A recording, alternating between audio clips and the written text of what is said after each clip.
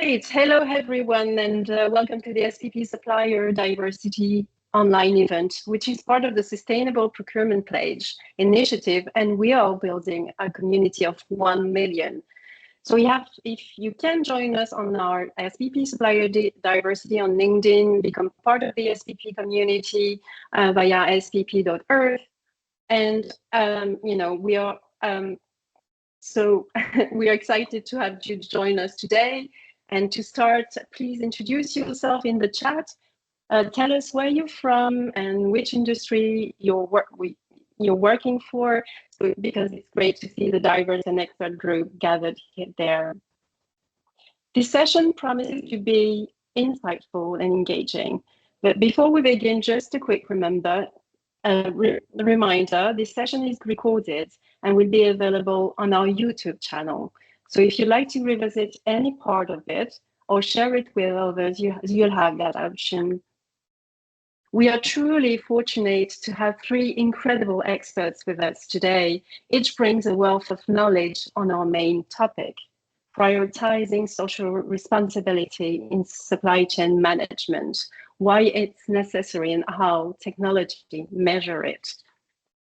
But before we dive in, let me quickly introduce you to the agenda.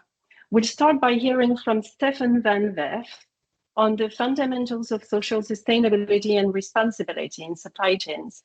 Stefan holds a degree in applied economics from Belgium and a master's in international management from Thunderbird School. He's currently working on his doctoral thesis on social sustainability and represent Harvard Business Publishing across Europe's higher education institutions. Then Dr. Thorsten Makowski will take us through the balance between cost, risk, legal, and ethical considerations. Thorsten is an expert in management, strategy, and international business. He is the director of the Master of Science in Supply Chain Management at Schema Business School in France, with a strong consulting background, helping organizations develop strategy for growth and sustainability. Dr. Patrick Dumpelfeld will focus on the unique challenges and opportunities for SMEs, particularly how they can balance economic viability and ethical practices. Patrick is the CEO of Dumpelfeld Partners in Germany, a leading consulting firm specializing in procurement and supply chain management. His work has improved supply chain efficiencies for many clients by implementing innovative solutions.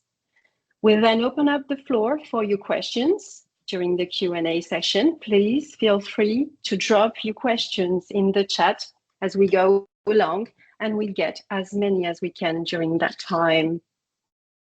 So let's kick off by looking at the big picture. What do we actually mean when we talk about social sustainability and responsibility in supply chains? Stefan van Wef is here to walk us through these key concepts. Stefan, over to you. Good morning, everybody. Currently in the US, so a little bit farther away, or good afternoon for most of you. So happy to be here. I just want to start with a question. So move to you can move to the next slide. So we all experts in the ethical practices in supply chain. But in your view, and perhaps you can type it in the chat, can you give me a little bit of an idea of how you see the difference between social sustainability and social responsibility? These concepts seems to be quite complementarity, but there are some fundamental differences. So if the people there, we have around 19 people. If some people can just chat in how they see that, and then we'll take it further in the next slide. So, but for the moment, can people also as a warm up and making sure that they're paying attention? So please do chat some ideas in. How you see the difference between social sustainability and social responsibility? Come on, don't be shy.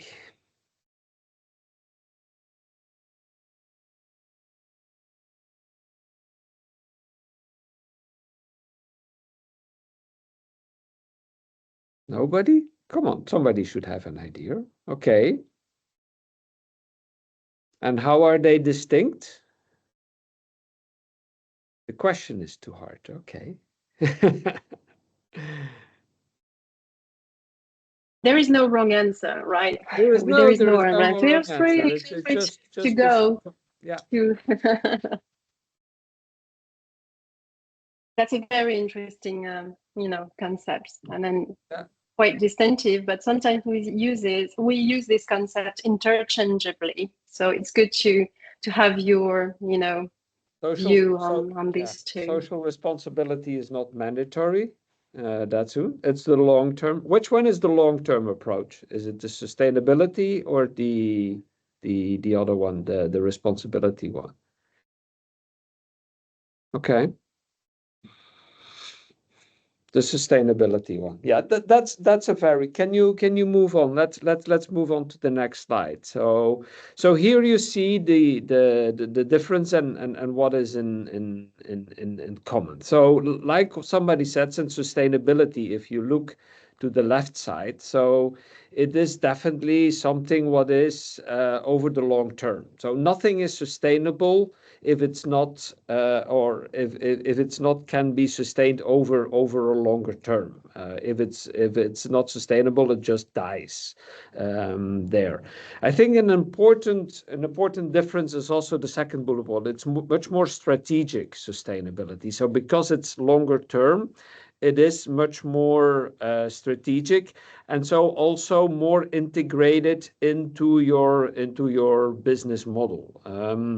So that is also quite an important difference.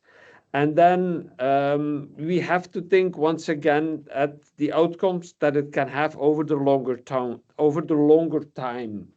How do these, and that's finally where it is about sustainability, how do they affect future generations or the community? So definitely it's longer term, it's more strategic, it should be built in to your business model and the impact on future generations. If you look more at the social responsibility thing, it's much more shorter term. So there we look at immediate ethical obligations, like child labor or labor laws. So it's much more, and I think some people say there it's not so obligatory. Well, some of these are. It's also much more operational. So we talked about that the sustainability part is much more strategic. The responsibility part is much more operational. Okay. And because we talk about labor laws and child labor, it's also more compliant with laws and standard.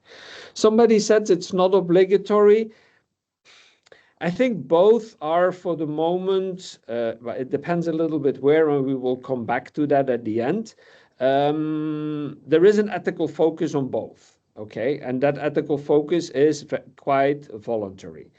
Something what is also very important, and and this will be very important for the rest of what I will tell, is that it has a stakeholder impact. But the stakeholder is not always the internal. So it has a lot of also the external stakeholder. So you cannot consider your supply chain that people would expect that they see your customers would see that as something independent from your company. Oh yeah, he brings that thing in by a boat. What is or he's using child labor somewhere else, even if that's not part of your company. We have tons of examples where we see that has an impact on the brand of your company. So it is about compliances and standards. If you go to the next slide. So if we think about social sustainability or social responsibility, in order to make an idea about, I try to represent that in a cube, okay? So we have to the left indicators, and there can be tons. Like Fanny was saying, I'm working in social sustainability of sport events. I came up with a framework with around 25 indicators, okay? We all have to see a little bit what is for us, what are these indicators are. What is important that some of them are tangibles and some of them are not tangible. And that makes it not always easy. Tangible ones are sometimes easy to implement and to use. Intangible ones are difficult to implement and definitely very difficult to measure. So just as for an example, if we think, and then we have the stakeholders. So the stakeholders is the depth of my cube, and they affect differently. So the same indicator can affect differently the same indicator can affect differently a different stakeholder. So I will just take one example for the sake of time. We have diversity and inclusion programs. So that can be an intangible indicator about social sustainability or social responsibility. Okay, if you look at a corporate supplier, he will struggle sometimes with that idea. They have much heavier structure. And in order to say, okay, for example, I want an easy one, I cannot use child labor anymore, or I want an inequality under man and woman, or people with diverse abilities and things like that. So if you really have these big mastodons, in order that they have to change their policy, that is quite difficult. If you have, on the other hand, a small supplier, this is an opportunity for them. They can quickly change. Okay, you want more equality under men and women. I can change that. So even that one indicator can have a different effect on different types of stakeholders. So, and that is something what you have to take in mind. And that's true for almost any indicator you will have, like sustainable packing. Once again, if you have a big manufacturing who is using an old production way of creating things, and in order to change that, that's millions and millions of dollars. If you have a new smaller one who is using more I&D in order to innovate on the packaging, that can be much more different. And then to terminate, to end with that, can you move to the next slide? There is something. So yeah, so there are two more. So here, everything what is also important, if you do these initiatives, look at the SDGs. They are there since a long time, and it really gives you a framework in order to build, for example, a social sustainable framework for your company. And you can see the easy ones, what come up. It's about inclusivity, sustainable economic growth, labor practices, well-being. So don't reinvent the wheel. Use this as a framework. It's internationally recognized, and it will give a validity to your initiative in around social sustainability. But you have to keep something in mind, and that's the last slide for me. There is a white elephant in the room, then what's culture. And it's two types of culture. It's your corporate culture and the culture, the place where you live, the country you live in. And they can have a very dramatic impact on your indicators and how you measure them and what you can do. So it's all nice to make a wonderful framework, but don't forget your corporate culture, how you deal with that, how do you want to deal with that, but also the culture of the company you're working for. So this is hopefully around 10 minutes in a little bit of the basis of around social sustainability and say social responsibility, and we will take questions later on. I think, Torsten, it's up to you.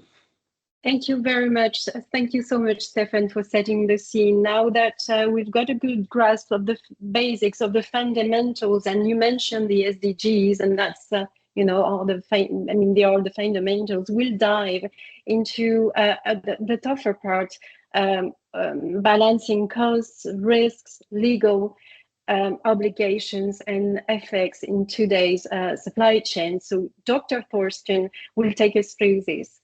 Thorsten, it's all yours. Thank you, Fanny. Thank you. I think similar to Stefan, I will talk for something like around 10 minutes. So I hope I don't want to make it too long.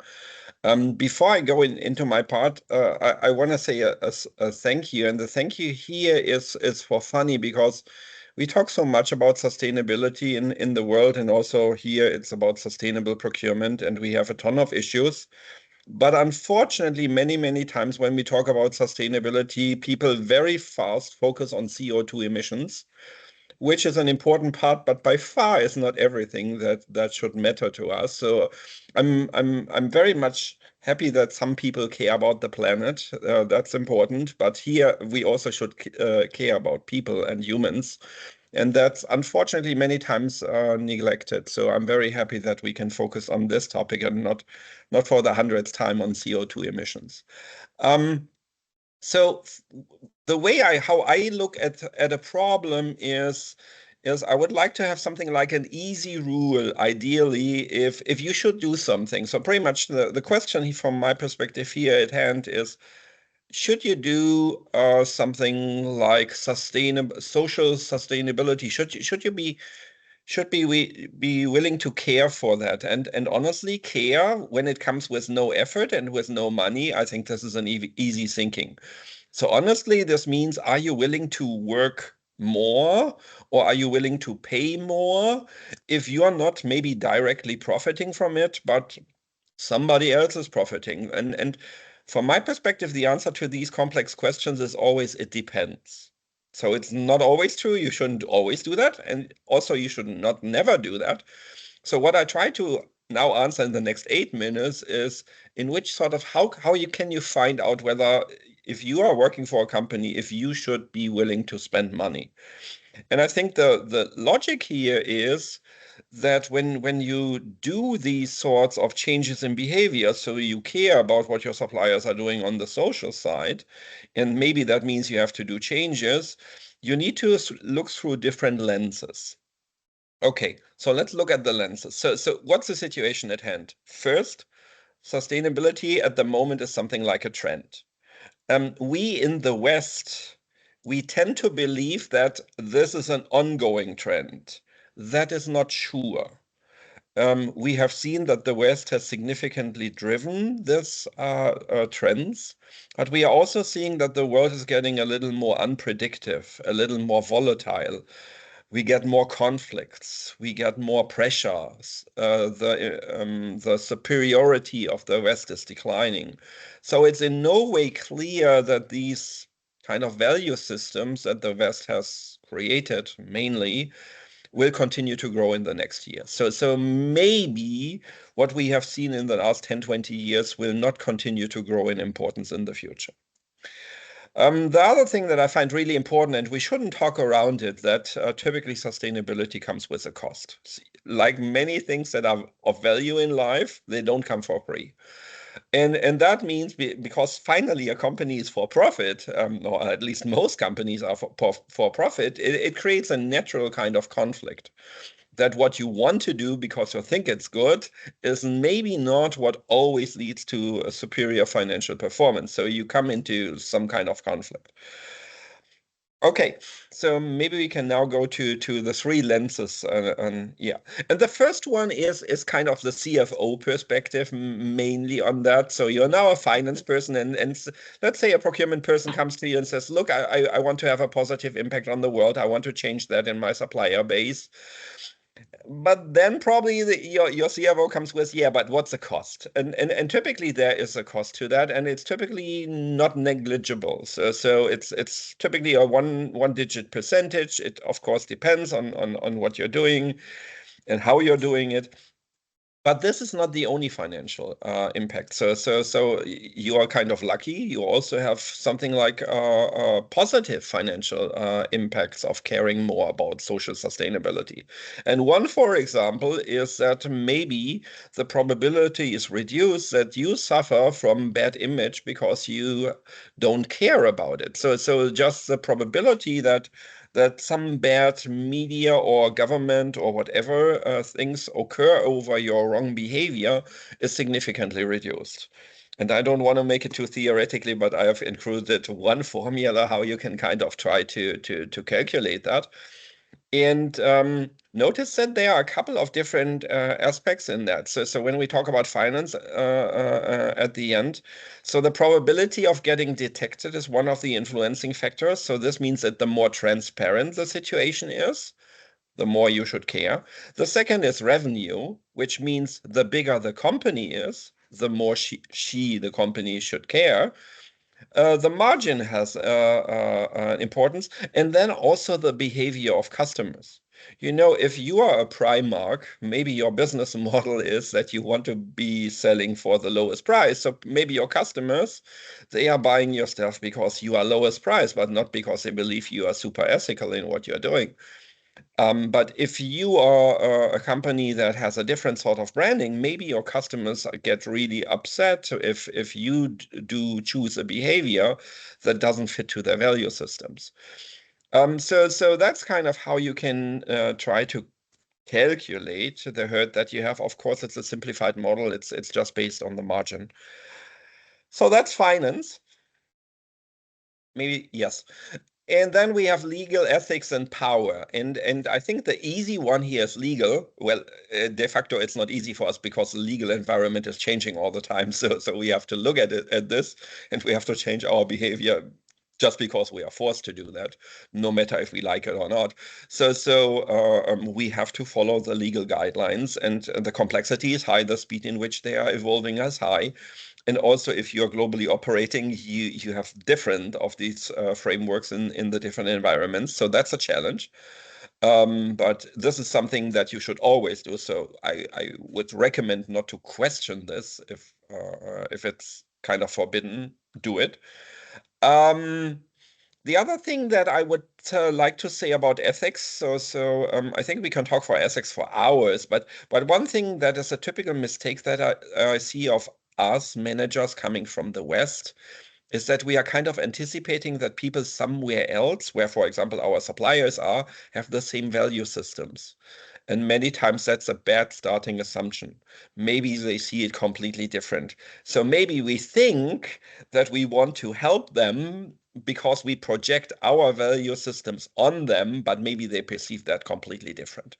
And that's why I think if you really care about what people think about your behavior, not only about rules from governments and regulations, you need to have a broad discussion with kind of the different stakeholders involved. And the last point that I want to make is you also should not neglect that sustainability, also social sustainability. Sorry. Yeah, no problem.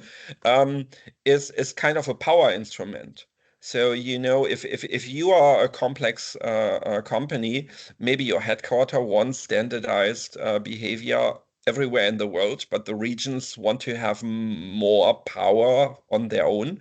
And then having centralized regulations is one power instrument to control the regions better from the headquarters.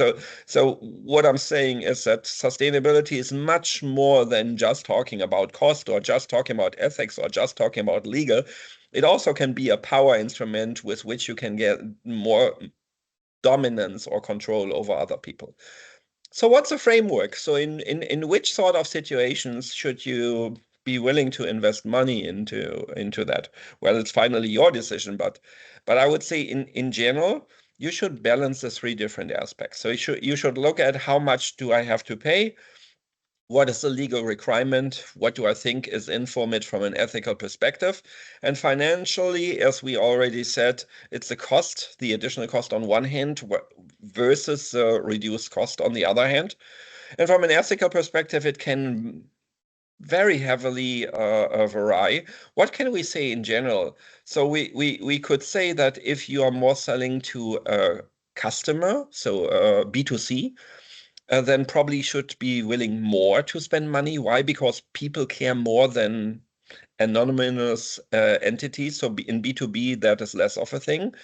If your brand is high, it's more important. If your customers have same value systems like you, it's more important. If their buying power is high, it's more important. And the same is true in the opposite direction. So if your customers are more poor, or they are not coming from the Western area, or you're more in the area of B2C, well, then maybe caring about social responsibility means doing something good, but maybe it doesn't make your company more profit. Okay, that was my 10 minutes. Thank you very much, Thorsten. I mean, these are brilliant points. I mean, finding balancing cost, risk, and effects, is not really easy. Depending on the sector you're working in, depending on the culture, depending on the environment you're working in the country, there are so many factors to take into considerations. As we look at these challenges, it's essential to consider how SMEs, in particular, can manage the balance between economic viability and ethical practices. So Dr. Patrick Dumford will guide us through this. Patrick, over to you. Thank you very much. Thorsten, I really love your equation. I even wrote it down, the lost margin equation. I'm going to work with that in my next project. it's a good one. I like it. So I'm also learning every day. And now we will see the other CEO from Dumpefelder Partners and walking through my picture and saying hi to all of you. He's also very much into that topic. What I want to talk about today a bit is how and why SMEs really struggle to prioritize social responsibility. And it's very often, unfortunately, it's the ugly truth, on the bottom of the agenda. And it really depends highly on which area, you said that, Thorsten, which industry they are in, whether we're talking B2B or B2C. We also have a few examples considering these differences. So I want to talk about why does it actually matter, social responsibility? What are the challenges? What are the opportunities? And what are, let's call them hands-on strategies in order to help SMEs to implement social responsibility pragmatically. One huge thing which is both a reason, it's a challenge and a fact why it matters, is economic pressure. I mean, it's obvious that a lot of SMEs, a lot of our customers prioritize short-term profitability over sustainability or corporate social responsibility, but it definitely can go hand in hand. And we saw that also in the framework of Thorsten, especially in the long run, especially then when it's for the company's reputation or the consumer preferences might shift toward ethical products. So we're talking here actually about brand reputation and customer loyalty. We also heard from Stefan, it's not only about the customer, it's also a lot about other stakeholders within the whole supply chain, and not only within the supply chain, but very much within the supply chain. And that's why sustainability and social responsibility can, and again, depending on the market, can even be a core strategy. You might know, I really like it. It's called Tony's Chocolonely. It's a chocolate. It's quite expensive, but amazingly tasty from my point of view. They actually built their entire business model on social responsibility. They're committing to fair trade. Go on their website if you're interested. Fighting slave labor and all that. But we're talking B2C here again. So despite the higher cost, and they also have a rather premium price, through their ethical commitment, it helped them both to first of all grow, because, and that's the second one, they could really differentiate themselves in a very competitive market. So that's when it's really a core strategy, part of a core strategy. We can go one further because I also have to stick to the time. Challenges. Limited resources, one huge challenge. We have, for example, a customer, they are in family-owned SME producing bread and bakery products, and they wanted to adopt eco-friendly packaging, but it's quite a sensitive market when it comes to prices. So they had a cost problem plus a resource problem. What we are trying to do with them is kind of pool now with other companies who are also interested in that area, and start an initiative with group purchasing so that we can also get discounts, plus maybe make a little tiny change within the market. Let's see if that really works. Lack of expertise, that is a huge thing. Capacity is a huge thing. And here I mean expertise. SMEs really struggle with integrating social responsibility. And what could help them, hello everybody, SPP, they know what it is about. That would be a good organization to partner with, for example, or also partner with bigger organizations who have integrated in their business model already. By the way, I recommend that anyways, always just partner with other companies and have informal meetings and exchange these practices. It's very helpful. Most of the time, we will be very, very surprised how open-minded they are to do that with you. Then there's the short-term focus. The need to achieve quick profits obviously conflicts with the implementation of long-term sustainability practices, whereas that is not always true. We have, it's interesting, it's not B2C this time, a customer, a medium-sized customer as well, in the area of aluminium production. They are not producing themselves, but they are in that industry. And despite their financial problems, they put social responsibility and sustainability on top of their agenda, because for them, in that industry, believe it or not, they see it as a value and sales driver. And it's really anchored within their mission and vision. I was very surprised because there's huge financial pressure right now. Nevertheless, that's what I just said. At the end of the day, it is a competition between profitability and social responsibility. So what we need to find, and not all companies have to, thank you, Torsten, for explaining that already, because of course we have to stick to laws and legal restrictions and all that. But they should and have to find a way to align with those ethical practices. And I think every company can. It depends on the level. And you showed that as well within your framework, Torsten. I also believe that's what you meant. Everybody can do something, but it really strongly believes on the cost and the effect and the profitability in the market. We can go to the next slide, I believe. That's the next slide. You got it? Limited resources. The next one, yeah, sorry. Yeah, I couldn't see it. Now I can see it again. Perfect. So what are the opportunities in there for SMEs? I think what is important, just kind of said that, we should start with like rather small initiatives. It's better than doing nothing. And that's an opportunity. And also what is important, align it with your business goals. We know like it's also a rather smaller textile company. They started a CSR initiative just by purchasing, and that's where you can see how procurement can be a very important player, and SCM in general in that game, purchasing fair trade certified materials. Not like the hugest portion in the beginning, but they're starting it. And of course, that helps them. They're also donating for some social matters, and it really highly strengthens their business reputation. Of course, they have to cooperate with their marketing organization in order to tell the world that they're really doing this. Otherwise, it's not doing anything to their profits. That is very important as well. So it's not only procurement, it's the whole company that has to kind of have this DNA. Otherwise, it's not leading anywhere. Fostering innovation, that's very interesting. There's and cost efficiency. There is Toast Ale, I don't know if you heard of it, find it very interesting. It's a tiny SME brewery, beer. They're brewing beer. They purchase surplus bread from bakeries, and that would otherwise go to waste. That's very, very smart because it tackles food waste, it saves them money, and it creates a super unique product that really differentiates. I like that idea a lot. I have to admit I haven't had that yet, but I think I have to do that very soon and try this breaded beer, or however you would call it. Yeah, what we already talked about, social responsibility can build trust and loyalty with customers and stakeholders.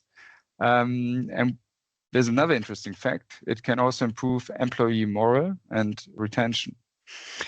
In this case, it's not procurement related, but we have a customer. It's a manufacturing company, not B2C. And what they started, they give every employee 1 day off, just in order to participate in a social activity of their choice. And here we're talking about culture and mindset, actually.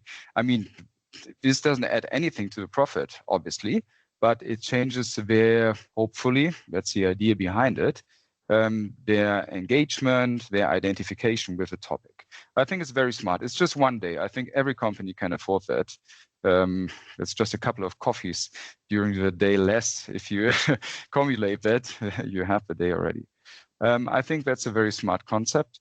And they told us that it's got a very positive impact on especially also the identification with their company as such, because everybody is talking about sustainability, and everybody is talking about corporate social responsibility, or more and more companies are actually. So why not start with your employees at hand? Yeah, we can go to the last slide, and I think I'm pretty much in time. I have a watch here, 10 minutes and 40 seconds, so it's all right. You're doing well. Yeah, I think it's okay. And we will have some time left for some questions and discussion, which I would highly appreciate. So what are the strategies? There are way more strategies, of course, than only these 4 bullet points. But I think what is really important in the effort of trying to align profitability with purpose-driven actions is, first of all, set clear, and I mean, that counts for everything, but it also counts for that area, achievable goals, and focus on some issues that align with your business operations. We talked about that fantastic chocolate. It's in the DNA and heart of their business, and that's why we started. But also within your own company, think about if there's anything, and even if it's only a small effort, that actually has something to do with the business you're in. Then engage employees and communities. Very important, just talked about it. So I think that's a chance to embed social responsibility kind of in the DNA, because Thorsten said that in the beginning, it is important that we think about sustainability. And the only question is to what extent, and how can we motivate our employees? And we do have responsibility as a company. If we as a company make everyone in our company believe it's an important thing, it's quite a change already. There's a lot of people we can influence and change something in the mindset. We should really not underestimate the power of being a boss of someone. So let's not exploit it, but use it. Foster partnership. I just said that. If you don't have the resources, for example, collaborate with NGOs, maybe even with the government, with SPP, we just talked about it, other larger companies. We really need to do that and learn from each other. That's a very easy way and very pragmatic. Call someone, ask them if they want to tell you about their program. Google them. I'm in Düsseldorf. So if we want to learn something else, we check who is doing that in Düsseldorf, and we meet up for a coffee. It's so easy. It's very pragmatic. Exactly. And where possible, try to make it even a market differentiator. But to summarize, I have to say that I'm almost done with the presentation, but the ugly truth is, I showed you some examples, and they're shiny, but they are outstanding. And that's if we talk to our customers, unfortunately, it's not in their corporate DNA, to be very honest. In B2C, yes, maybe. And if it's an advantage, yes. But in B2B, let's face it, It's on the bottom of the agenda. What they have to do is on the top of the agenda. And they might not even like it, but they have to do it. But do they have a DNA? Not really, to be very honest. But we see there is opportunities. And I believe that all of us should start somewhere. And that's it from my side.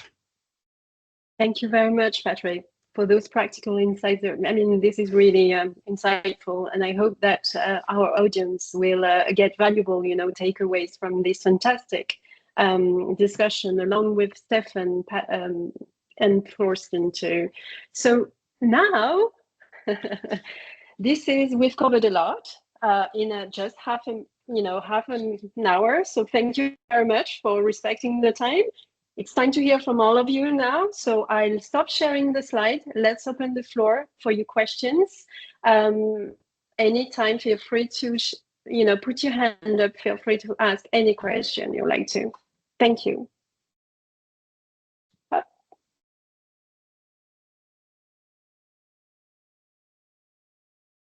Anyone?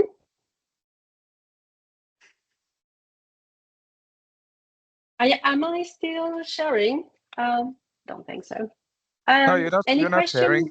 You're not sharing. Okay, that's fantastic. Okay, so do we have any questions? I haven't had time really to look at the chat.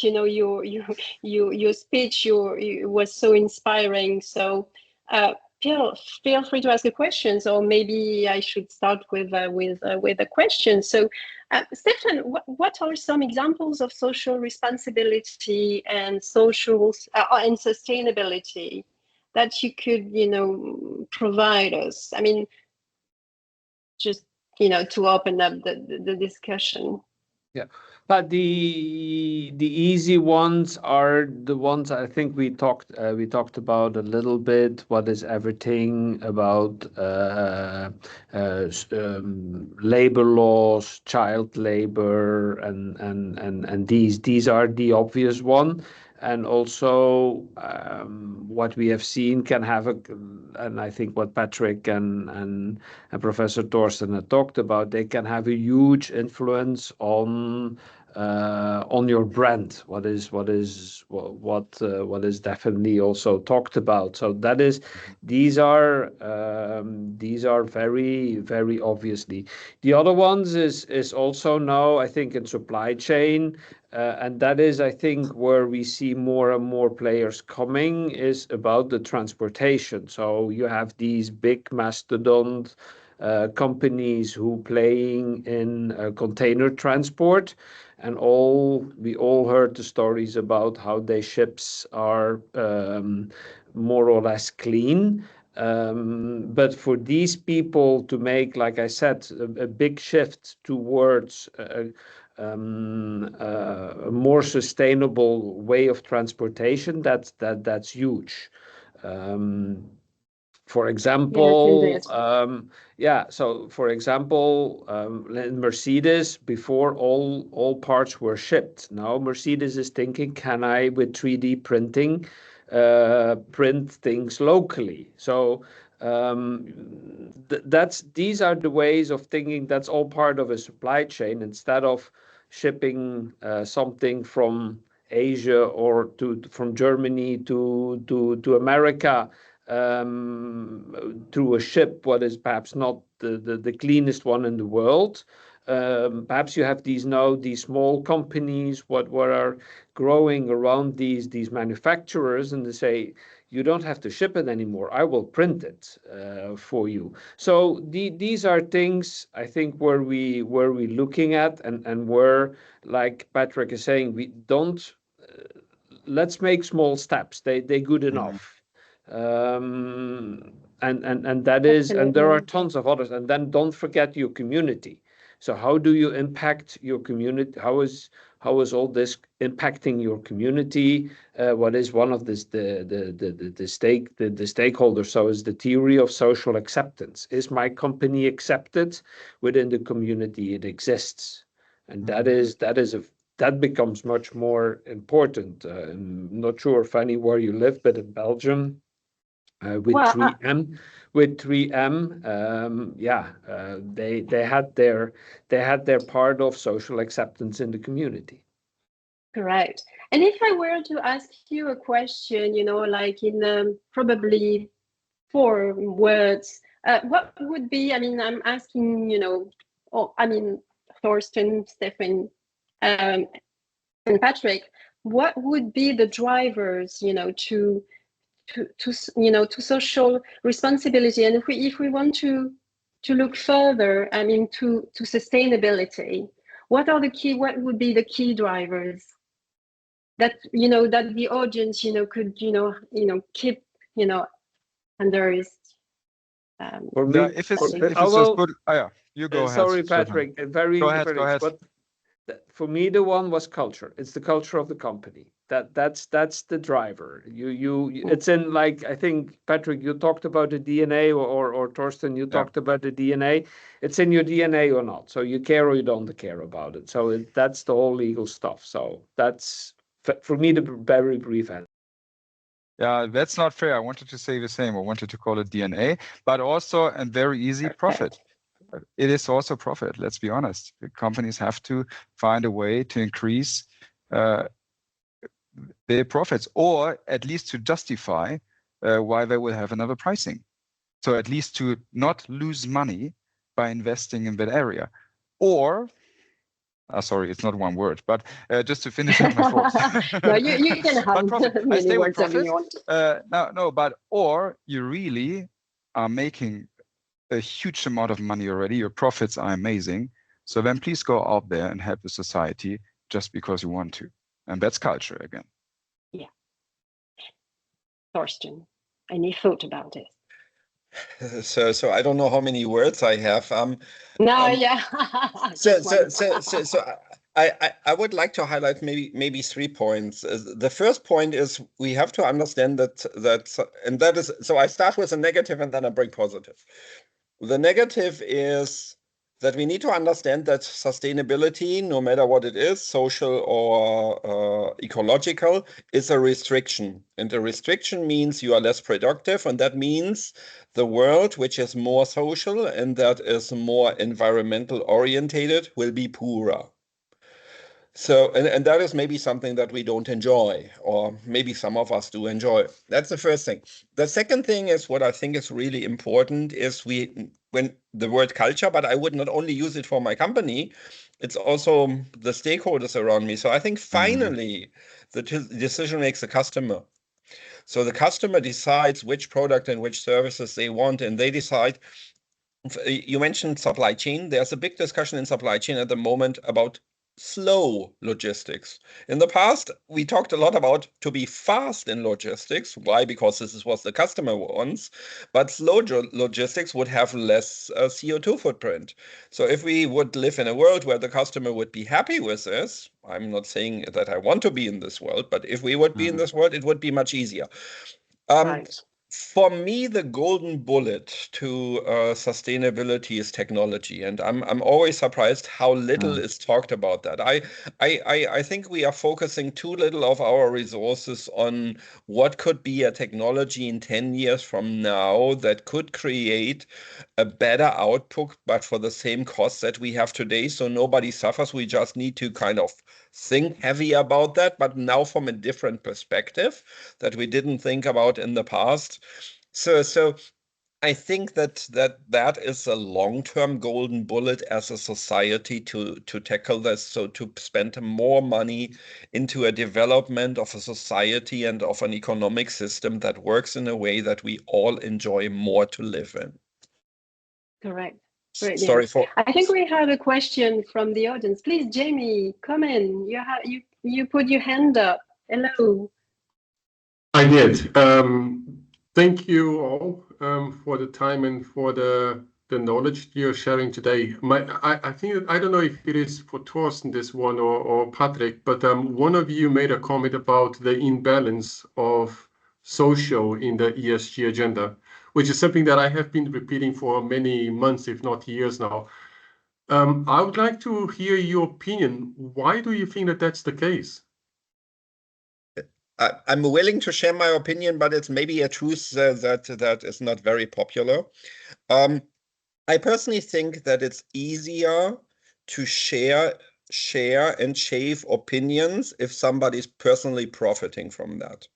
And I think that when we talk about ecological sustainability, there are industries and companies profiting from it.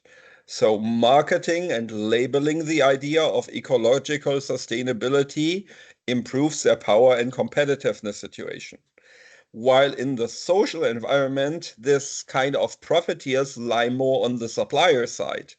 And this is much more kind of disaggregated. So for example, the wind industry. If the wind industry is able to tell the story that wind is a smart, sustainable energy source, whether it is or not, maybe they can create a big boom and can get much more profitable. If we are saying you should care more about your supplier and maybe have less child labor, there is no big company profiting from that. It's small kids who don't really have a lobby who are profiting from that. Stefan, you want to add something? Sorry. Maybe I can add a second one, and the second one is human brains. Human brains like to have little and easy KPIs. And in our ecology thinking, we were very fast running towards that. We are thinking CO2 emission is kind of the magic bullet to measuring it. While even for ecological, this is a huge simplification. In social, it's even much more complex, and also how you measure it. And that would be a whole new discussion for today. How do you want to create KPIs and how do you want to measure them? Yeah, that's exactly what I wanted to say. So I think with social, so it should be an equilibrium. So with sustainability, you have the economical, the environment, and the social, and you can set off somewhere. And with environment, it's easy. It's then your tons of emissions and things like that. But social, you have two problems. What is it? So there is tons and tons of discussion what includes social sustainability in supply chain. There are books and libraries full written, and then what Thorsten says, how do you measure that? And then it becomes tricky. People don't like to implement things what are vague and unmeasurable, because remember, you have a tangible and an intangible part. Tangible part, you have good chance, but the intangible part, you're struggling. Right. Nothing to add. Well, anybody? I mean, other questions? Yes. Well, I think we've covered a lot today. We have 10 more minutes left. If you have any questions, feel free really to interact either in written on the chat or just put your hand up. I mean, I'm really happy with these sessions. I mean, it's been so insightful, enlightening, and I believe that we really need to deep dive into the subject. I mean, 1 hour of discussion won't be enough, to cover this very complex subject. We mentioned in the topic, in our topic, how can the role of technology? I really would like to talk about again the important role of technology in leveraging barriers, especially in SMEs. I mean, we have seen, the rise of AI, blockchains, and how, that we know that SMEs are lacking, resources, knowledge and all that. And I believe that technology can play an important role in bringing them towards, more sustainable practices. Yeah, first of all, totally agree, and you're right. There was actually our headline, right? How technology makes it measurable. Of course, there are a couple of tools and companies out there making it measurable. The problem here with SMEs very often is that what we are facing, they are still lacking a digitalization DNA, let's put it that way. That's where we start, right? Because now everybody's talking about AI. The digitalization train is gone, and everybody's talking about AI, and they haven't even jumped on the other digitalization train yet. And they're kind of lost there. I believe what they would really need, and it's not us who are doing this. We need consultancies out there helping these headless chickens running around in the companies. And it's not judging. It's like I'm feeling for them. There's digitalization everywhere, and then there's AI. And now we have these huge topics like sustainability on the agenda. And then someone is telling me there's technologies out there that could actually help you, and they still don't have an overview about their own data. That's the truth out there.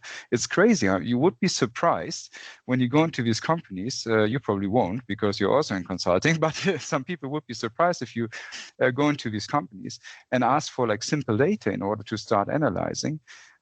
So I think we have to start way earlier in order to, and again, it's a bit of culture, I would say, in order to create a digitalized, technology-driven culture within these companies, because the tools are out there. That's not a big deal. I mean, we could probably just start Googling and find tons of tools that could actually help measure and help implement, especially for the CO2 topic. There's many tools there because that's where these companies can create money, because as Thorsten said, that's most popular. So of course you jump on the most popular topic. Still, there are other tools that could help.